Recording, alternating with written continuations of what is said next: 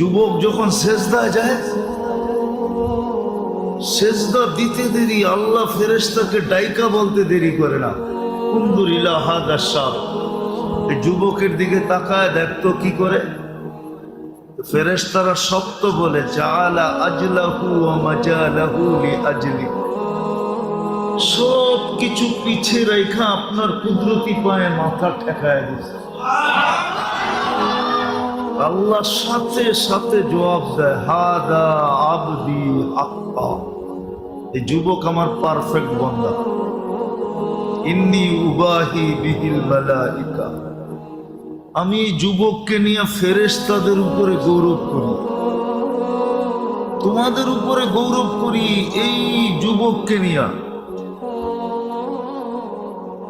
অথচ এই সৌভাগ্য আর কারো জন্য নাই, কার জন্য আছে?